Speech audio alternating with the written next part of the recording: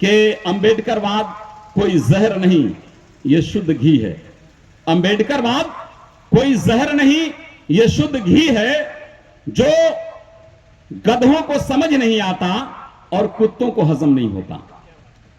जो गधों को समझ नहीं आता और कुत्तों को हजम नहीं होता है कि अब एक डोर में बांधने के लिए मुसलमान उसका शिकार हो रहा है, और मुसलमान में भी वो शिकार हो रहा है जो मुसलमान हम बाबर और हुमायूं और सऊदी अरब से आए हुए लोगों के संतान नहीं हैं, हम उनकी औलादे नहीं हैं। आज से 500 साल पीछे जाइएगा तो हम भी किसी कोयरी, कुर्मी, अहिर, डोम, चमार, मुसहर, भंग, तासी के जमात से हमारे बाप दादाओं को मैं आज भी बड़ी फख्र करता हूं इस बात पर कि उन्होंने वो यातना ही नहीं झेली जब उनके पास इस्लाम की भाईचारा वाला जब उनको रास्ता दिखाई दिया, तो ऐसी व्यवस्था को ठोकर मार करके हमें ऐसी व्यवस्था तक जरूर ले गए कि अगर वहां कोई शेख भी हो, अगर वही कोई दुसाद चमार का भी बेटा या हमारे जैसा भंग या मुर्गा काटने वाला, चाम छीलने वाला का बेटा भी मुसलमान बैठा हो, तो वो नहीं कह सकता है कि आप इस सफ में, मस्जिद में आप यहां नहीं बैठ सकते।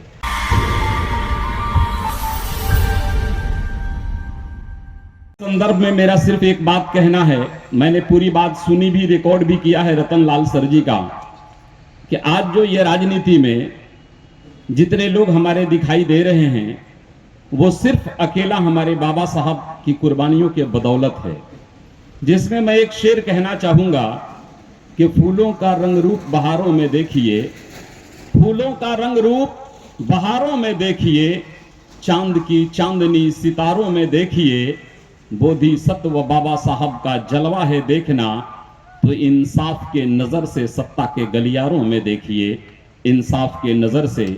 सत्ता के गलियारों में देखिए। साथियों, दुख हुआ आज के इस कार्यक्रम को देखकर। जिस दिन इस कार्यक्रम की शुरुआत हम लोगों ने की थी, प्रोफेसर साहब बाबा साहब की इस प्रतिमा को स्थापित किया था, उसमें मुख्य अतिथि बिहार के पूर्व मुख्यमंत्री सतीश सिंह जी थे, और रामधनी सिंह, बाबू रामधनी सिंह जी स्वर्गीय पूर्व मंत्री बिहार सरकार थे। बहुत शख्सियतें थी। उस कार्यक्रम का संचालन मैंने किया था, लेकिन ये पूरा कंपाउंड भरा हुआ था।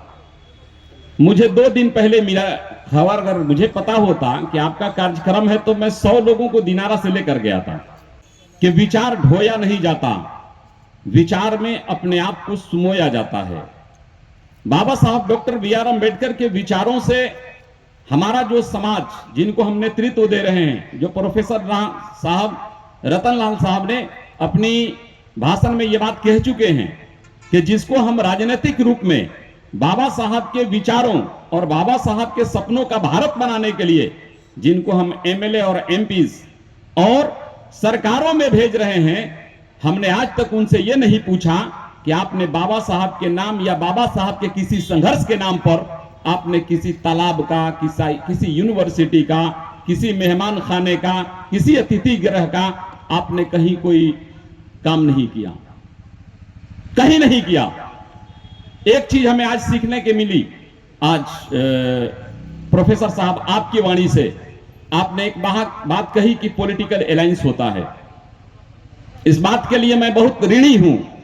कि बाबा साहब डॉक्टर बी.आर. अम्बेडकर के विचारों को और जो बहुजन समाज के महापुरुष हैं उनके इतिहास से अगर कोई रूबरू कराने वाली शख्सियत है, उनके इतिहास से अगर कोई जगाने वाला आदमी है, तो वो विचारों को, बाबा साहब के सपनों को देश में बहुजनों के नौजवानों तक पहुंचाने वाली शख्सियत है। उनका नाम है माननीय कांशीराम साहब। और पॉलिटिकल अलायंस के तहत जब 4 बार उनकी शिष्या बहन कुमारी मायावती जी ने सरकार बनाई उत्तर प्रदेश में, तो जहां तक हमें जानकारी है, जहां तक मैंने देखा है, बहुजन समाज में ऐसे कोई महापुरुष नहीं है जिनका समाज में संघर्ष रहा हो। उनके नाम से माननीय बहन जी ने पार्क और बड़े बड़े स्मारक, उनके नाम से यूनिवर्सिटीज नहीं बनवाया है। ये पूरे उत्तर प्रदेश में आज वो दिखाई दे रहा है, ये इनकी दर्द चुभ रही है। संविधान के संदर्भ में सिर्फ एक बात कहते हुए मैं अपनी वाणी को विराम देना चाहूंगा कि जो हमारे समाज में कुछ कंफ्यूज लोग हैं, समाज भी कंफ्यूजन का शिकार है। चूंकि अभी कई वक्ताओं ने कहा, हमारी माँ बहनें मटका लेकर चली जाती हैं, विधायक जी ने कहा, आप सबने कहा, जिस समाज को हम आगे बढ़ाते हैं वो खुद कंफ्यूज है, कंफ्यूजन का शिकार है। जैसे हम इसे आगे बढ़ाते हैं तो मनुवादी कहते हैं कि आप तो भगवान रामचंद्र जी के संतान हो, आप लौह कुश हो। और इधर इतिहास में जो बाबा साहब के विचार को बढ़ा रहे हैं, बुद्ध के विचार को बढ़ा रहे हैं, वो कह रहे हैं कि नहीं, आप तथागत बुद्ध के संतान हो, आप सम्राट अशोक महान के संतान हो, आप बहुजन समाज के इनके आप संतान हो। अब ये समाज फैसला नहीं कर पा रहा है। अब यह है कि अब एक डोर में बांधने के लिए मुसलमान उसका शिकार हो रहा है,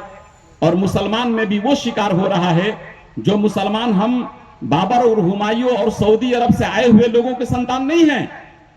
हम उनकी औलादे नहीं हैं। आज से 500 साल पीछे जाइएगा तो हम भी किसी कोयरी, कुर्मी, अहिर, डोम, चमार, मुसहर, भंग, पासी के जमात से हमारे बाप दादाओं को मैं आज भी बड़ी फख्र करता हूं इस बात पर कि उन्होंने वो यातना ही नहीं झेली जब उनके पास इस्लाम की भाईचारा वाला जब उनको रास्ता दिखाई दिया तो ऐसी व्यवस्था को ठोकर मार करके हमें ऐसी व्यवस्था तक जरूर ले गए कि अगर वहां कोई शेख भी हो, अगर वही कोई दुसाद चमार का भी बेटा या हमारे जैसा भंग या मुर्गा काटने वाला, चाम छीलने वाला का बेटा भी मुसलमान बैठा हो तो वो नहीं कह सकता है कि आप इस सफ में, मस्जिद में आप यहां नहीं बैठ सकते। तो हम इनके संतान हैं,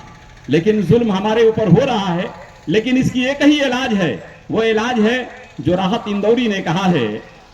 कि अंबेडकरवाद कोई जहर नहीं, ये शुद्ध घी है। अंबेडकरवाद कोई जहर नहीं, ये शुद्ध घी है जो गधों को समझ नहीं आता और कुत्तों को हजम नहीं होता। जो गधों को समझ नहीं आता और कुत्तों को हजम नहीं होता। मैं इन्हीं चंद शब्दों के साथ अगला कार्यक्रम मैं चाहूंगा कि हमारी नेतृत्व में प्रोफेसर साहब, मैं डेट आपसे, आप हमको नंबर देकर के जाइए और शेर शाह की सूरी की इस धरती पर मैं आपका कार्यक्रम कराऊंगा। आप जैसे वाणी की जरूरत है इस युवाओं को। हम लोग यूट्यूब पर, टेलीफोन पर हम लोग सुनते हैं, और आप तमाम मां बहनों से भी मैं कहना चाहता हूं कि अगले बार जब आप कार्यक्रम में आए तो जिस तरह से हम मेला में अपने बच्चों को लेकर के जाते हैं, नौजवानों को लेकर के जाते हैं, उनको भी हम साथ लेकर के आए।